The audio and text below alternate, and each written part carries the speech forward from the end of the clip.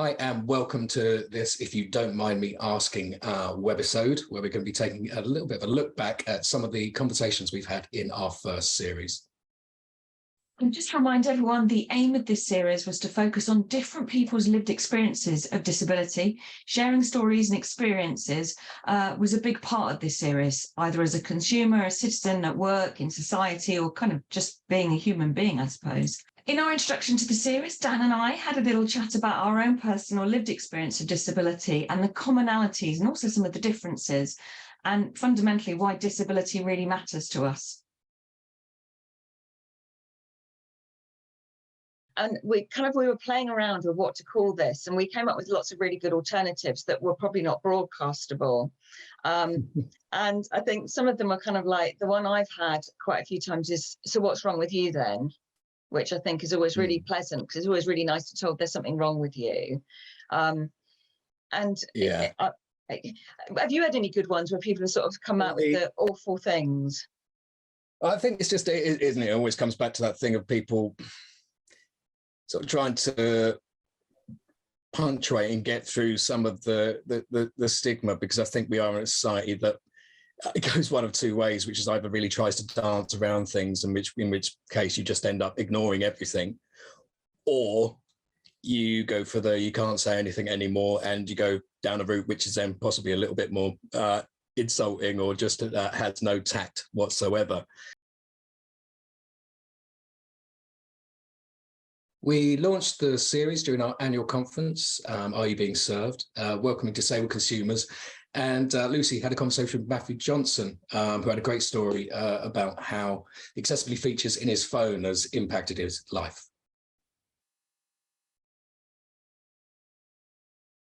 I don't even know many people know, but I have it here actually. It's a Google Pixel phone. I'm not trying to promote Google, but the Google Pixel phone had a live caption feature, which provided real-time caption.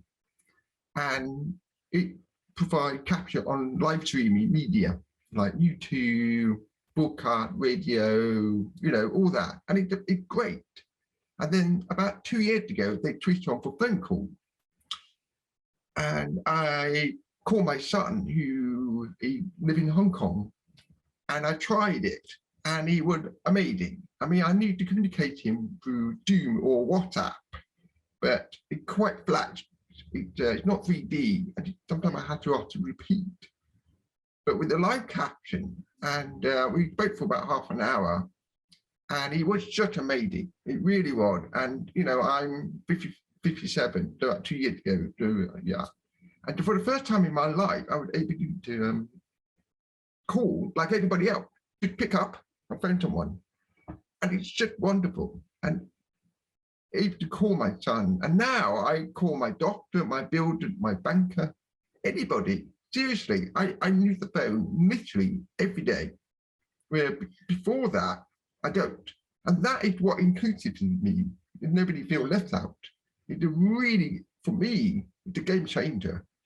But it also, as a personal one, it's also a life changer, because I met my partner and she lives in Paris. And during the lockdown, we could only communicate through the phone. And I think if I didn't have that live caption feature, I don't think our relationship would work. And there's one beautiful story. We were together, and she was driving on the motorway. And then she said, "Oh, Matthew, I need to make a phone call. Can you make a call for me while I'm driving?" And I looked at her and I thought, wow, you are asking me, a deaf person, to make that call. She trusted technology, and it was so beautiful. Next, we spoke to actress, author, and disability campaigner Samantha Renker, who spoke to us about a great shopping experience that she'd recently had, and which proved that sometimes it's just the little things that can make all the difference. And basically, we all just want to be treated as human beings.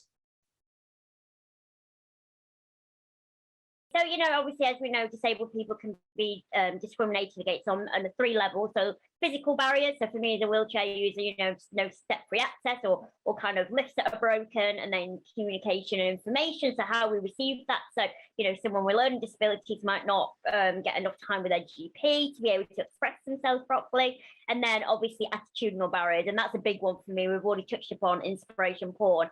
And that's one that I'm just like, wow, it's, you know, we've all guilty of unconscious bias. But, you know, I think a good practice, it's always important to highlight the barriers, but it's important to highlight good practice, because we're all on this journey together. You know, that's what allyship and advocacy is all about. And I love shopping. And one of the things that I like to do, because I'm often reliant on other people, so I have a PA, you know, I struggle to go out independently. I have a hidden disability. I battle with anxiety and PTSD from medical trauma. But one thing that I feel that I can do independently is go to Westfield Centre, which is a big shopping centre, and I can do that on my own. I'm getting into an accessible taxi. I know where the drop-off point is. I know where the toilets are. I know it's all flat. I know it's great.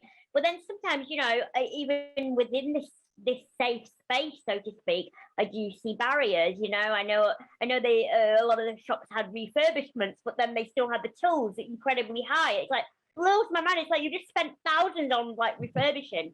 So, you know, it always strikes me when I see good customer service.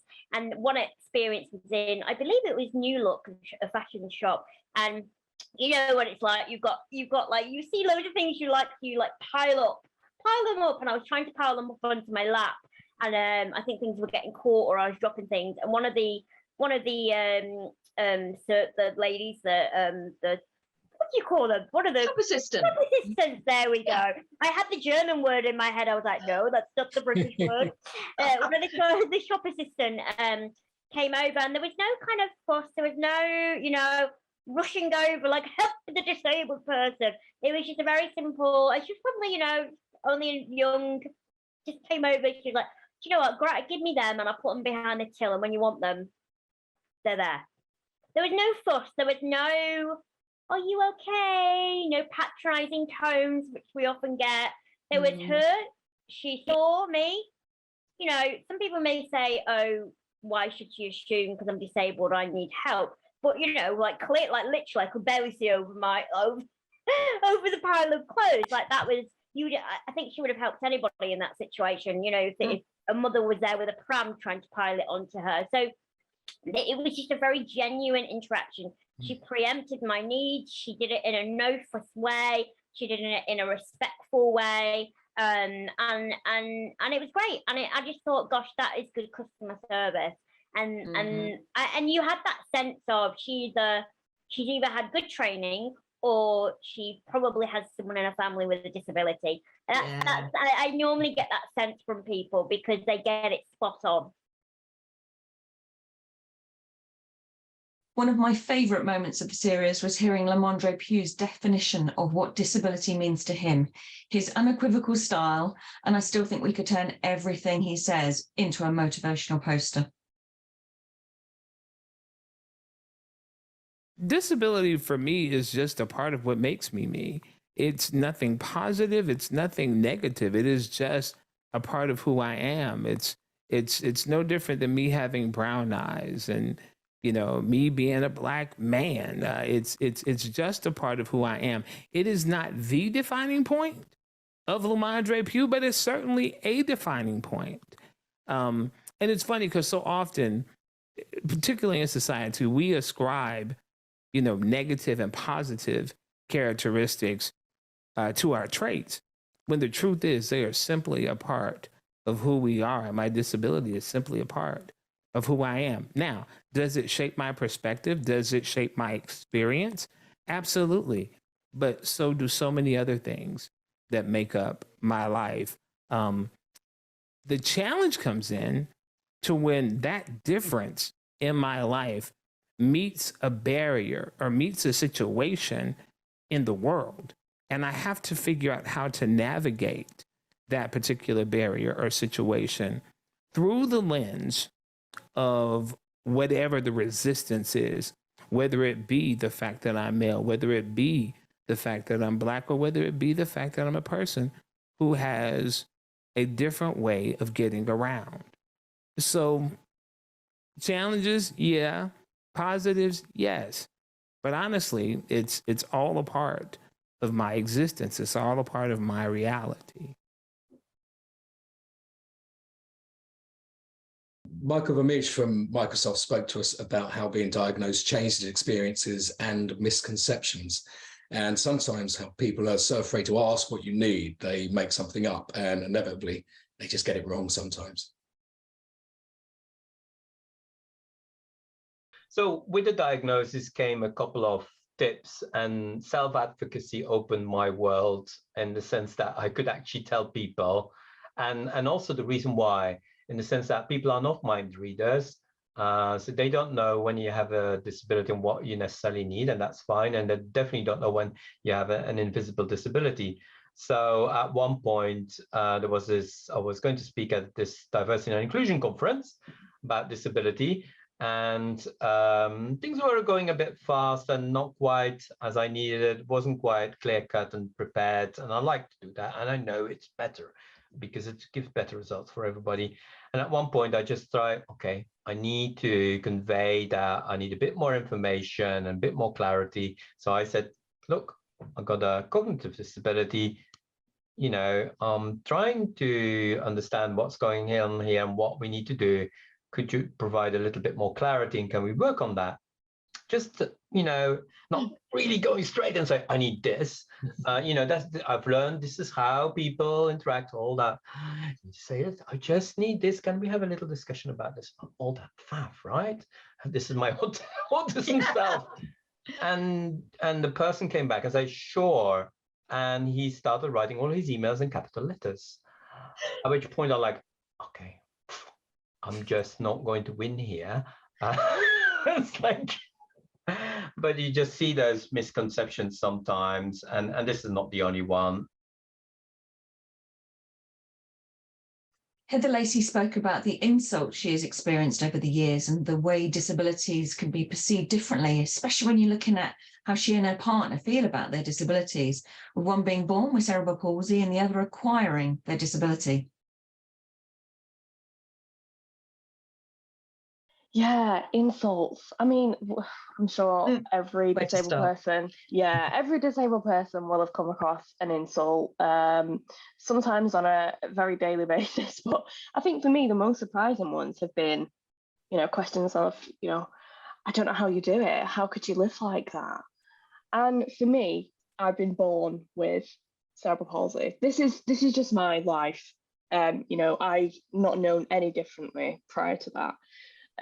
So obviously it's an incredibly rude thing to say anyway. I'm not sure you'd say that about, well, a lot of people wouldn't say that about other things that maybe you just, I don't know, you're born with brown hair, like, I could never deal with it. So yeah, obviously terrible thing to say. But also I think there's this very real difference in the way disabilities perceived, particularly when someone's born disabled and when someone acquires a disability. Now, I always bring Andrew, my fiance, his example into this. So he has MS. So, you know, we're a household. I have cerebral palsy. He has MS. We have a great time, just a neurological condition household. But as a result, you know, he's had a life sort of pre-MS and pre-MS diagnosis. And he can sort of, you know, think back to how things maybe were for him. And I don't have that. So I think that's it's a really interesting point, because a lot of people who are born disabled, I think they, you know, they just can't yet conceive that this would even be a thought that someone would have. You know, how do you cope? I could never deal with that, because, well, we do. It's just our everyday, right?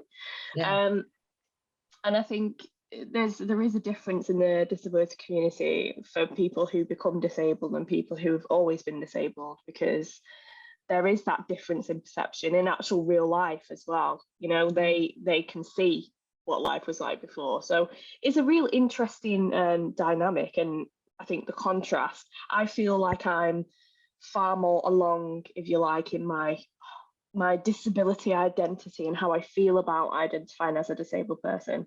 Whereas someone who seems to acquire a disability, I think, is more likely to not want to say that they're disabled, not want to give in, or they have, you know, language around that, not giving in, wanting to battle, fight, be a warrior. And I don't find that very useful. I don't think that's a useful way to frame things, because no one has to fight their disability or illness. It's just sometimes a part of your life, and you know, it's a part of who you are. And I think whether you're born with it or you develop it, it's just another sort of beautiful facet of, you know, the variety that we have of people. It's just a facet of normal, isn't it? Heather mentioned there the comment, I don't know how you do it.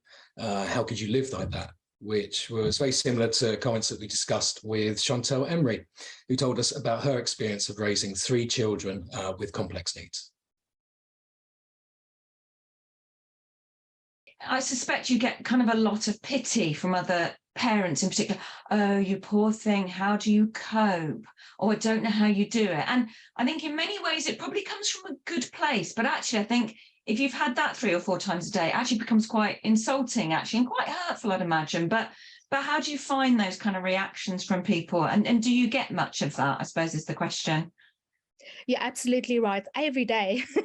Like people say, I don't know how you do it. You are right. I think it probably doesn't come from, I don't know how you do it, but it actually comes from like, wow, I don't know how you do it. But, you know, we don't really take it too personally when people ask like that, because you don't really know until you've been put in that position. You don't know how you will act. And for us, you know, we've got a whole mindset of being grateful. And we also teach it to our kids, all our kids. And we started doing something in lockdown where we went like, I'm grateful for every day, and do like a 1-minute video on Facebook or, you know, over social media channels where the family gets together, quickly tell us what you're grateful for. Everybody tells what they're grateful for today, just to create that habit to see like, I'm grateful for something. Because in the morning you have to really think like, I must remember to think what I'm grateful for today, for tonight's, you know, for tonight's video. And we started doing that, and we could really see like a change, even with us as a family, as well as, you know, as well as our kids. COVID-19 has obviously been a hot topic over the last few years, but in recent times, news headlines have changed and precautions that were the norm have once again become an afterthought. But for millions of people in the UK and around the world, normal life still isn't possible. We spoke to BDF's George Wright about the precautions that she still has to take and how people's perceptions have changed around COVID-19. I have got a first line of defence where I've had to, like I had to have some surgery in December. So I have this, which is a FFP3 mask. So hopefully nothing's going through that bad boy or bad girl in my case. Can we just describe that for people who are listening to this rather than watching it? Would you like to describe it, or shall I? Do you know, in many ways, so it's a large mask that covers a huge, obviously your mouth and your nose, but very heavily. I'd say it's like plastic. It's bright blue. It's quite a funky colour. I'm quite loving it. For me, it almost looks a little, I'm going to say a gas mask in terms of description for people, with large, something with large filters on the side, I guess, and sort of a nose at the end of it almost, I think, probably that holds the filters in or something. So it's pretty, and if you just talk for us, is it really muffled, or can we hear you? I've been told that it's okay. So you know what? That is surprisingly pretty good, actually. Well, yeah. We had to get some work done in the house a few weeks ago, and I had to carry on working during this time. But clearly, I was not happy to not wear a mask at the time. So I was conducting my business calls with this on, and apparently I was audible. Yeah, it's pretty good. We'll let you take it off, though, if you want to, George. Just to demonstrate as well, there is the face shield. As well. Lovely. Double down. So, yeah. Curiosity, what's your experience with that now, George? Because the fact that you get a lot less people wearing masks now. So, well, during the pandemic, which is still going on, but during the pandemic, when you had the regulations for people to wear masks and the like, it would often be sort of like, frowning at people that weren't wearing them. Whereas now, I suppose you're in the minority if you are wearing one. Did you get that? Is that, so if someone's coming to do work in your house, are you getting people thinking, why is this person wearing a mask? Or do you... It varies. So some people will be like, absolutely no problem, I'll wear a mask as well. Anyone that comes to the house, I ask them to do a lateral flow beforehand. It's probably a bit problematic now. They're not widely available to everyone, but that's okay. I'll provide them. So very mixed. I think, the general messaging I guess I've had off a lot of people is that you just need to get out of this now. You just need to stop, like get on with life. It's for the living. And it's like, well, yeah, but I'd quite like to carry on living, which is kind of why I'm doing this. So mixed reactions, definitely. But I think I've gone through the kind of real low of, I guess, not really understanding how we don't have a sense of collective responsibility. Whereas I completely understand why people want to pretend COVID is over. And I guess also feeling just really, really upset that we don't seem to want to have a really kind of caring society, but I live in a bit of an ideal world in my head. So yeah, it's been tough, I won't lie. We do hope that you've enjoyed this Business Disability Forum podcast, if you don't mind me asking. We've had so many great people on, and it's been a great pleasure to talk to all of them and to share their variety of experiences.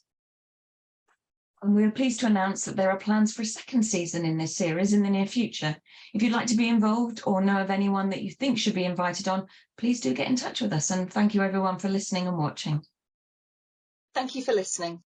You can find future episodes on major streaming platforms. Search Business Disability Forum or at businessdisabilityforum.org.uk and search podcasts. You can also watch the series on our YouTube channel. Search for Business Disability Forum. Please do share and leave us a rating. Business Disability Forum is the leading business membership organisation in disability inclusion. We work in partnership with business, government and disabled people to remove barriers to inclusion. businessdisabilityforum.org.uk